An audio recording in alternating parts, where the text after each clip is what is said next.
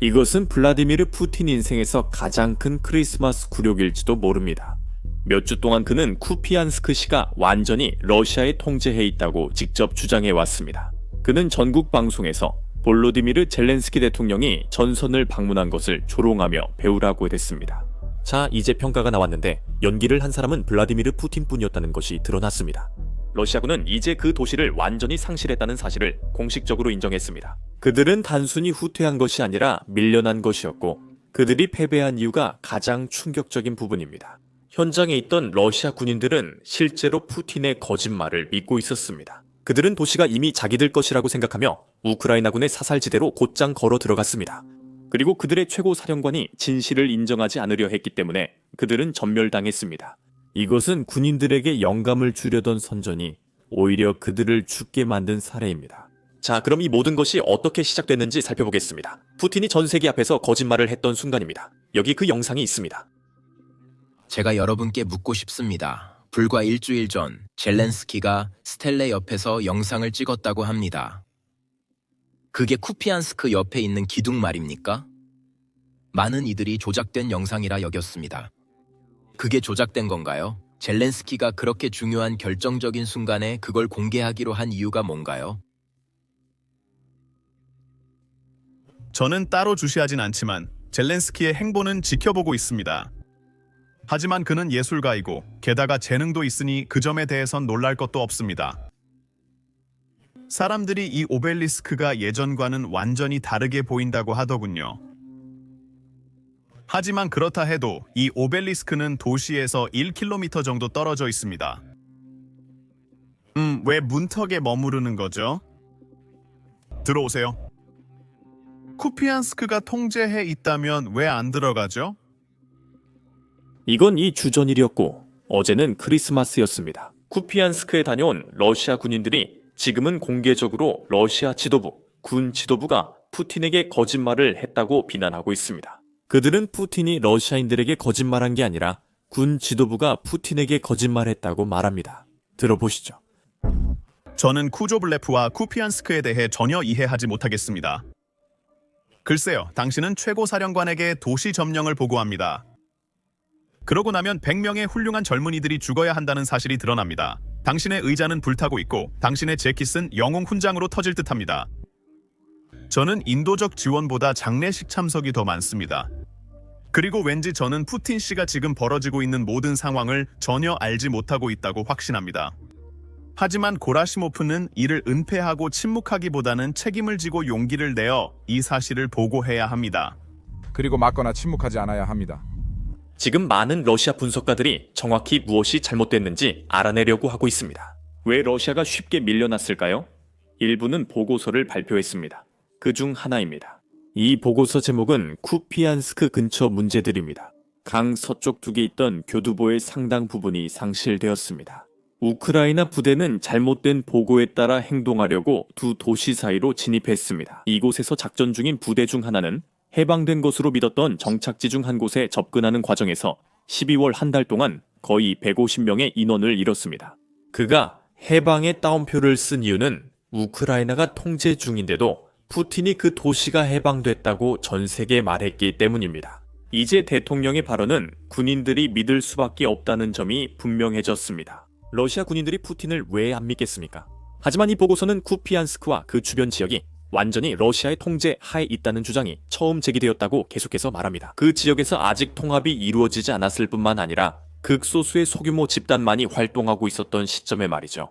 실제로 해방선언 전이나 후에도 그 도시에서는 제대로 된 통합이 이루어지지 않았습니다.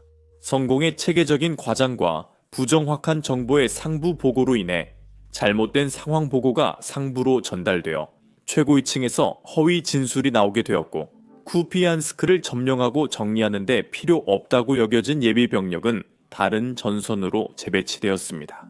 간단히 말하면 푸틴이 허위 진술을 너무 많이 했기 때문입니다. 도시로 진격하던 사람들에게도 러시아 군인들에게도 증원군이 오지 않았습니다. 그래서 우크라이나 군대가 방역을 했을 때 이 러시아 군인들을 처리하는 것이 꽤 쉬웠습니다. 이 보고서에 따르면 우크라이나 군 특수부대가 사실상 비어있는 공간을 공격했을 때 침투 부대들은 우세한 병력 때문에 그 진역을 막을 수 없었습니다. 분명한 이유로 큰 피해는 없었습니다. 왜냐하면 잃을 사람이 거의 없었기 때문입니다. 하지만 이 보고서는 가장 중요한 질문을 던졌습니다. 누가 거짓말을 하고 있는가? 그리고 그 목적은 무엇인가? 이 거짓말이 쿠피안스크에서 우크라이나 군대에 유리하기 때문입니다. 솔직히 이 보고서는 매우 학문적이었죠. 그렇죠? 그는 러시아가 사기와 병사를 많이 잃었다는 말을 하지 않았습니다. 하지만 다른 분석가들은 조심스럽게 말하지 않았습니다. 제가 이렇게 말하면 이 보고서를 보시죠. 쿠피안스크는 완전히 파괴됐고 이 보고서에 욕설이 많아 말씀드리기 어렵습니다. 유튜브 영상에서는 욕설이 너무 많을 테니까요. 하지만 여러분은 영상에서 직접 확인하실 수 있을 겁니다. 또 다른 분석가는 쿠피안스크에 대한 정보 심리 작전 때문이라고 말합니다.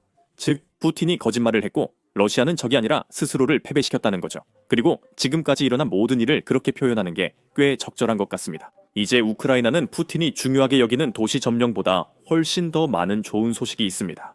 여러분은 이점이 뭐지? 라고 물을 수 있습니다. 살펴보겠습니다. 전쟁 피로가 점점 러시아에 영향을 미치면서 이제 워싱턴을 통해 우크라이나에 빠르고 불리한 항복을 강요할 가능성은 더욱 멀어 보입니다. 완전히 배제된 것은 아니지만요. 러시아는 협상 과정을 주로 새로운 제재를 지연시키고 키이우에 대한 지원을 늦추기 위해 이용해왔지만 러시아의 경제 상황은 계속해서 악화되고 있습니다. 전술 성과가 전략적 돌파로 이어지지 않았습니다. 우크라이나 전망은 더 낙관적으로 보이지만 젤렌스키 관련 스캔들, 워싱턴의 불확실성, 유럽 내 분열로 여전히 불안정합니다.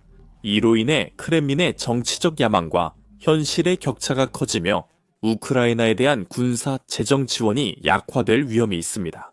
이 격차는 쿠피안스크 참사와 같은 심각한 정보 실패를 초래할 만큼 커졌습니다. 경제 상황 악화와 전선 진전 부족이 결합되어 서방이 크렘린의 전쟁 종식을 압박할 현실적인 방법으로 남아 있습니다. 이 시기가 다가오자 1941, 1945 연대조국전쟁과 비교되고 있습니다.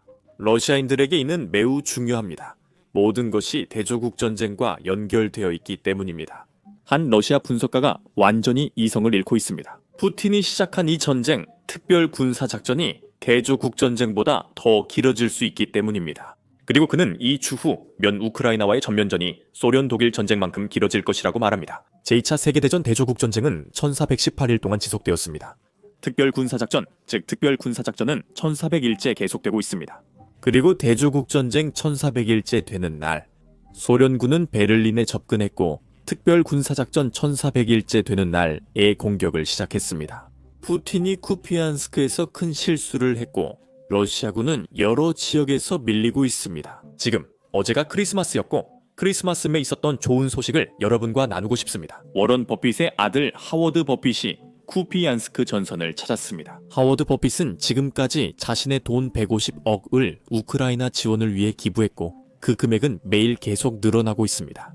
사실 그는 우크라이나 방어를 위한 세계 최대 개인 기부자입니다. 제가 찾아봤는데 지적하려는 건 아니지만 그는 구독자가 한 명도 없습니다. 반면 우리는 200만 구독자가 있습니다. 그 말은 우리 모두가 한 명당 1씩만 기부해도 우크라이나를 위해 20억을 모을 수 있다는 뜻입니다. 그건 하워드 버핏의 기존 기부액보다 많습니다. 좋은 목적입니다. 이것은 하워드 버핏을 이기는 게 아니라 우크라이나 아이들과 그들의 미래, 교육을 위한 일입니다. 우리는 우크라이나 어린이 학습 환경 보호를 위해 유나이티드 24와 함께 기금을 모으고 있습니다. 러시아는 계속해서 우크라이나 학교와 유치원을 폭격하고 있습니다. 그래서 이번 캠페인을 통해 모인 기금은 현대식 방공호, 발정이, 그리고 교육이 중단되지 않도록 필요한 모든 것에 사용될 것입니다. 이 캠페인에 도움을 원하시면 설명란 링크를 클릭하거나 화면의 QR코드를 스캔해 기부하실 수 있습니다. 오늘 준비는 여기까지입니다. 저는 샘이고 다음 영상에서 뵙겠습니다.